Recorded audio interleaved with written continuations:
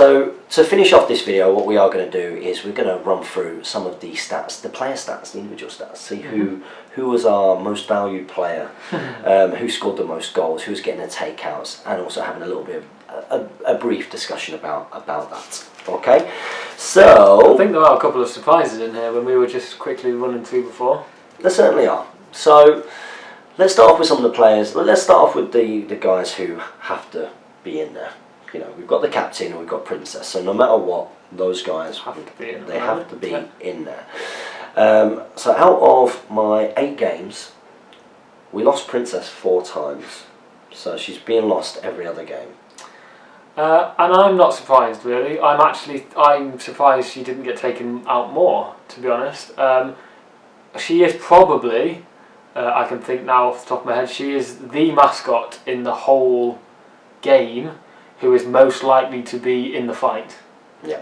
All the other mascots like to hover about on the edge. Even Dirge, that offers damage support to Cossack, can do it from 4 inches away, whereas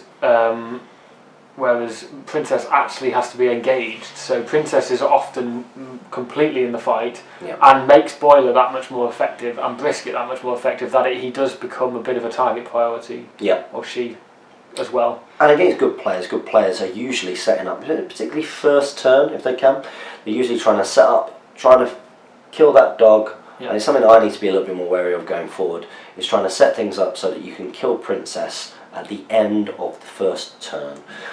Because then of course if you're not getting that final activation, you're losing that 1 influence for the whole rest of the game. It can have a real big knock-on effect. And then you get no loved creature, so you don't get any of the benefits, the downsides of killing the dog. Exactly. And being 1 activation down when you have no way, like the Masons, of being able to generate additional activations, it can be brutal.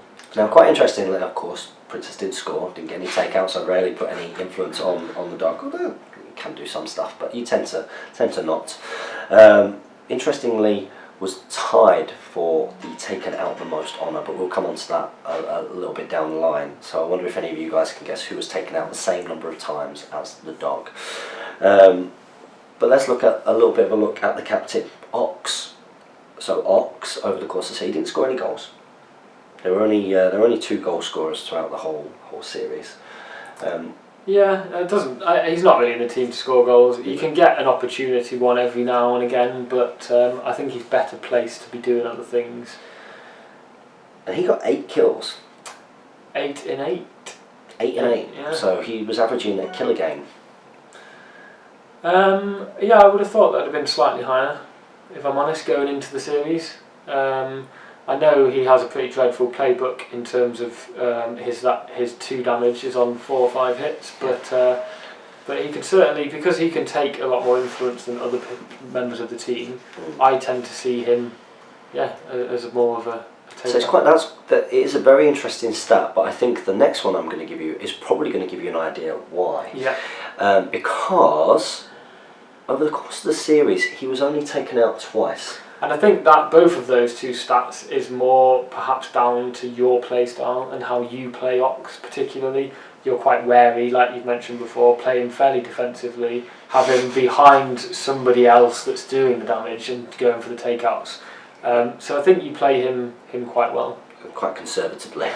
Because he can go and do it, but because he is almost always certainly to be a good player's target priority. Because if Ox goes down, it's massively affecting what the rest of your team can do on that damage front.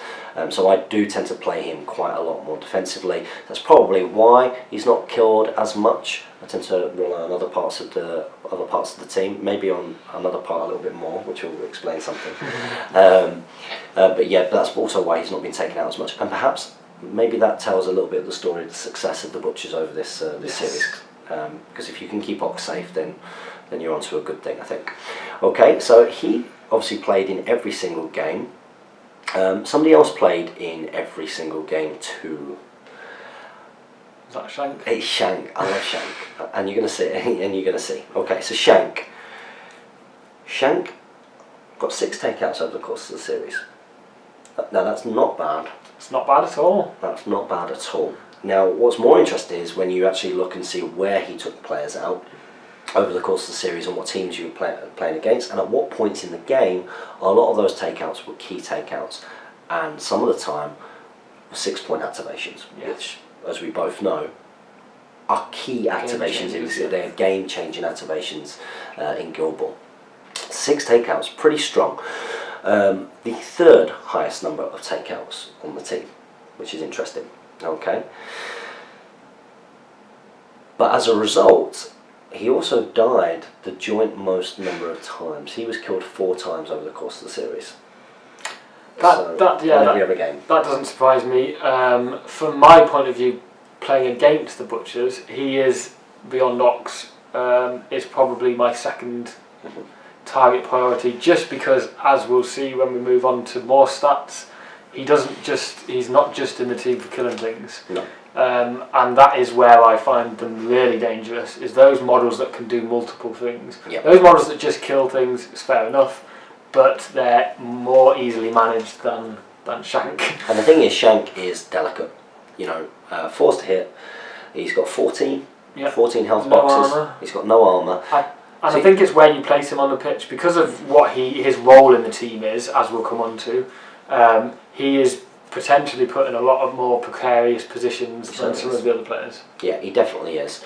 And you can see almost my reliance on him there to go and get the kills, to go and get the goals, to be in those vulnerable positions. And I have to say, it's an interesting one, because he is probably, after Ox, maybe Princess if you can get her on the last turn as well, target priority for your opponent. But you also don't necessarily mind him going down as a butchered player, because you're not necessarily using him in synergy with Ox as much as some of the other players. He's usually darting in, darting out, hitting someone, getting a goal, darting around, doing those kind of things.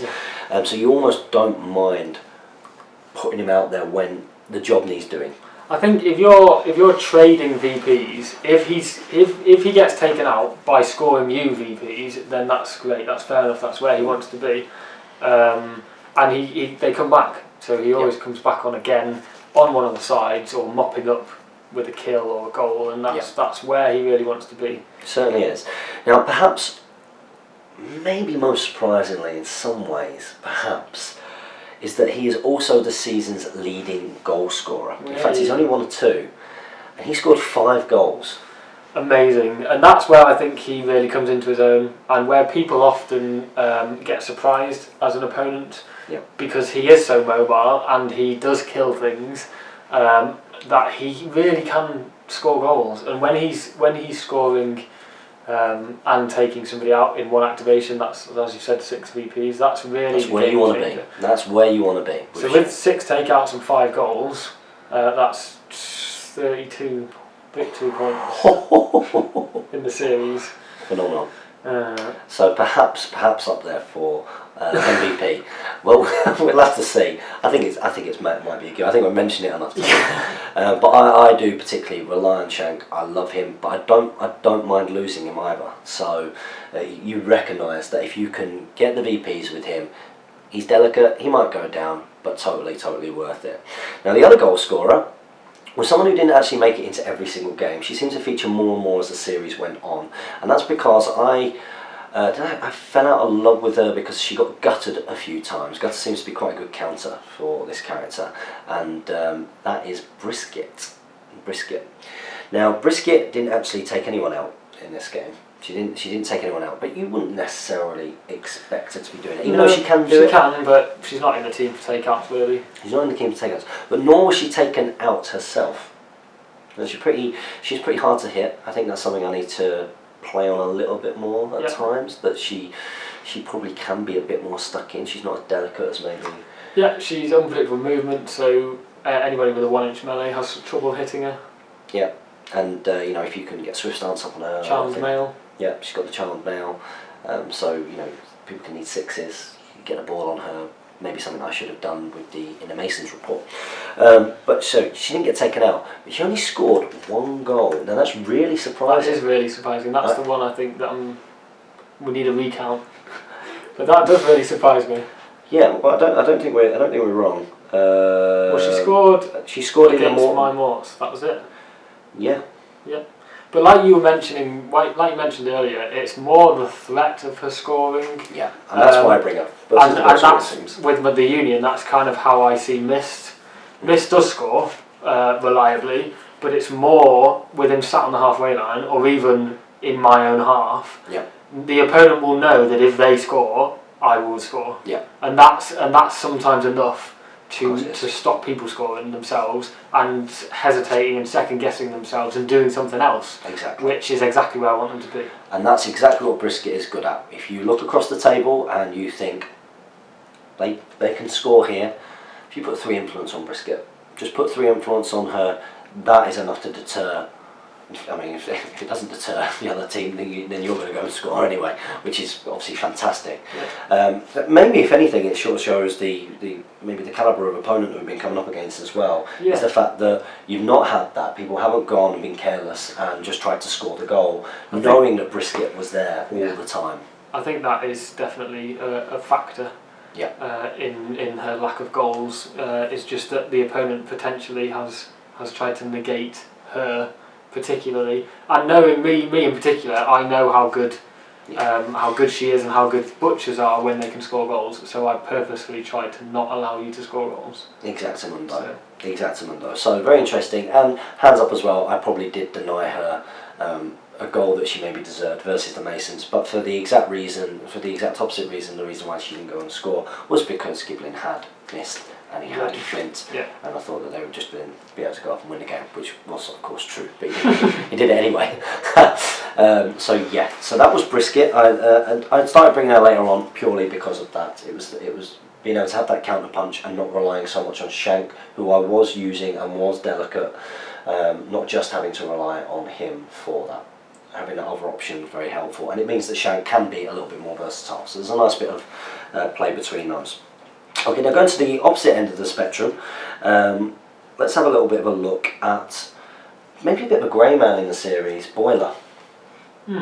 So Boiler didn't get taken out across the whole series.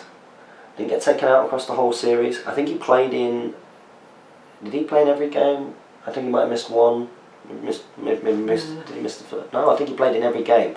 And I think his debut with me was actually coming into the series. I didn't use him. I didn't use him before. No, I didn't use him in the tournaments, and it was actually playing in the last tournament I realised that actually Boiler's good. Boiler's good, and he needs to be in my team. So Boiler didn't get taken out. Didn't score any goals, which he's not there for, but he can do it. 4 kills.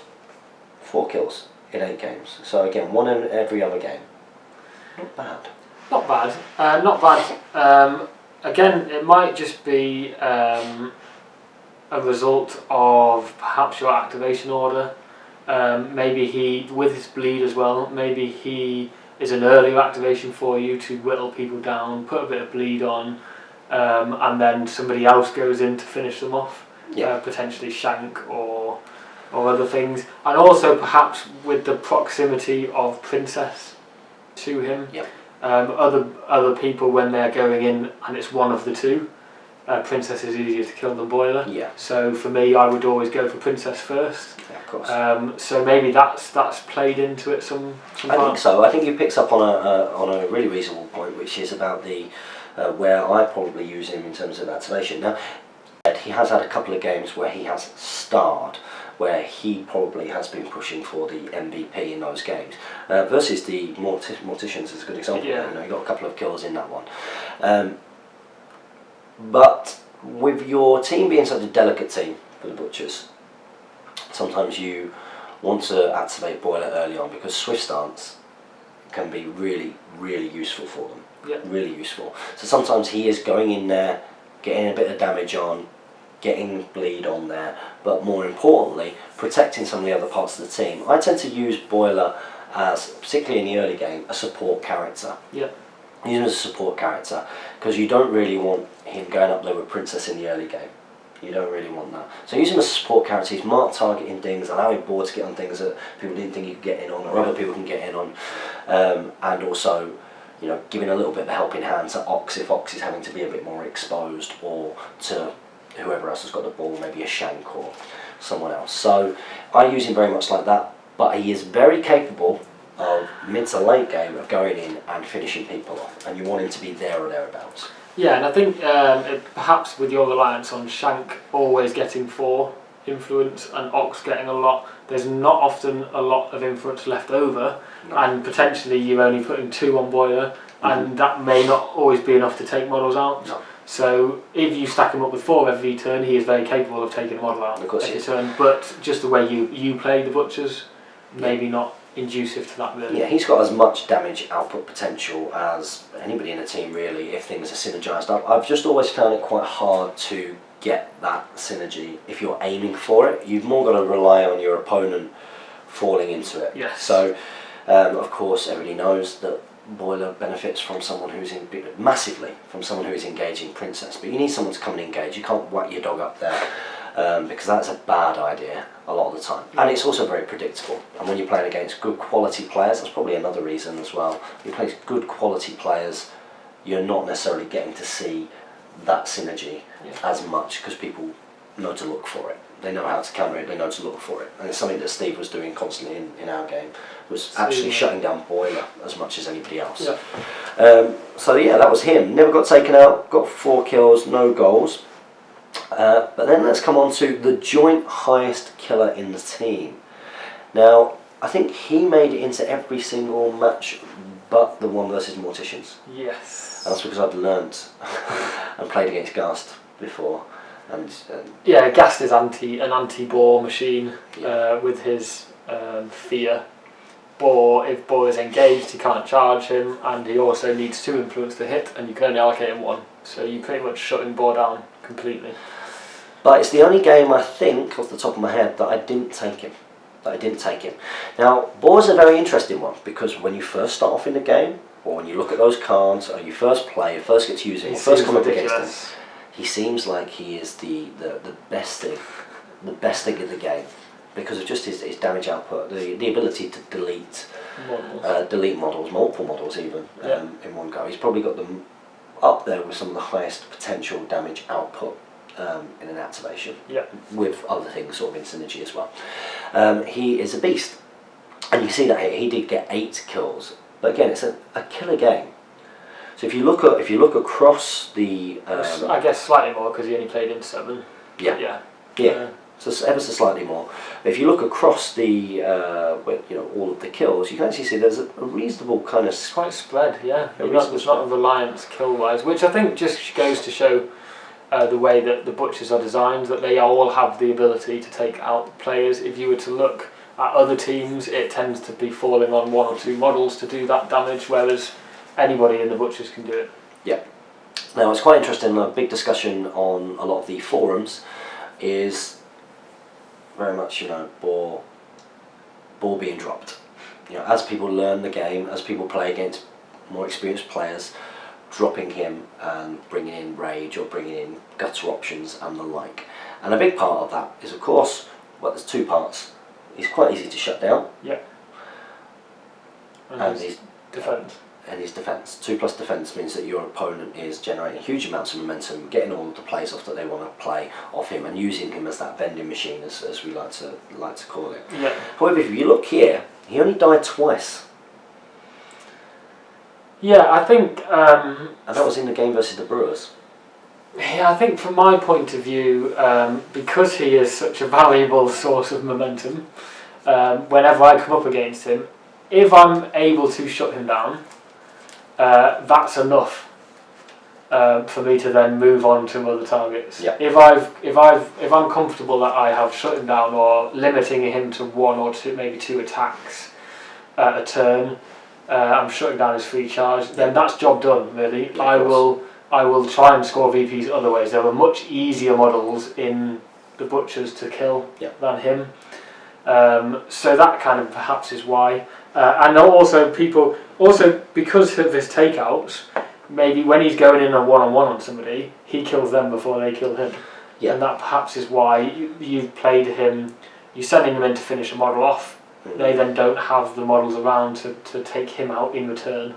I think it also reflects a little bit on, again, we'll come back onto it, my own play style, which by all means is not necessarily the right way, but that tendency to be very appreciative of the fact that the butchers are quite delicate, Yeah. and particularly have seen in tournaments, because that tends to be when he's been absolutely mullered, just how delicate he can be, how much he can give the opposing team in terms of generating plays. And again, I tend to play him quite defensively, even more defensively than Ox. He's kind of a second wave for you, a second wave of killing stuff and not allowing other people to get the jump on him. Yeah.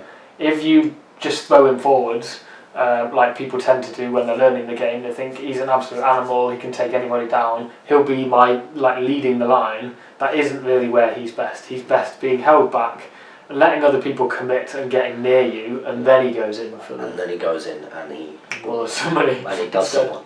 And I still see him as a valuable part of the team, as long as you can play him like that, as a sucker puncher, that counter puncher, rather than someone who is going in swinging, because he might take someone down, but then he's going down as well. Even taking him for that 2-inch melee as well can be so important in this game, the 2-inch melees. Which does bring us on to the final person to talk about, which is Tenderizer, who hasn't made it into all, but has made it into some. I played him in the early games quite a bit. So what's your initial view? So going in, when you're having to make a decision on who to put in your team, what decisions do you make around him? When does he go in and when doesn't he go in? Well, let's look at the games where he did come in. So he came in versus the Morticians. And that was to replace Boar, recognising that that you did have a bit of a goal threat around, but you skirted around there, but also the fact that he can jump in there when you're doing the scrapping and the fighting. He's got the 2-inch melee. He's a bit more survivable in some ways than Boar. He is someone, he can be quite influence efficient, because you spend a lot of the game not putting anything on, keeping him just back from where you really want the fight to be happening, which is kind of in that ball around your side of the half, but just halfway line, not much further forward than that. But the wonderful thing about him is that you can put that influence on. You can put that influence on him, and he can go in and he can do something that the butchers don't really do too well, which is knocking things down and gaining momentum from doing it and doing the damage from it. That's what I really like watching Tenderizer with you playing him. You don't see people tend to just leave him at the back guarding the goal and don't give him much influence. And what I've really liked is seeing you using him more to his potential and actually trying his abilities out and moving him about the pitch and getting his benefit there. Like you said, knocking people down is massive. Yeah, especially as a butcher, if you're getting on someone on the floor and you're not really, because it's a team where really for your knockdowns you're relying on Ox, but Ox's playbook isn't fantastic and you're not always really getting that with him, even when he's charging in. You're not really getting that. So being able to have that as an option, I find, has been really, really good. I've enjoyed having that, and you could particularly see in the games versus like a bunched up team, like playing a mirror match. I would probably always take him in a mirror match versus the butchers.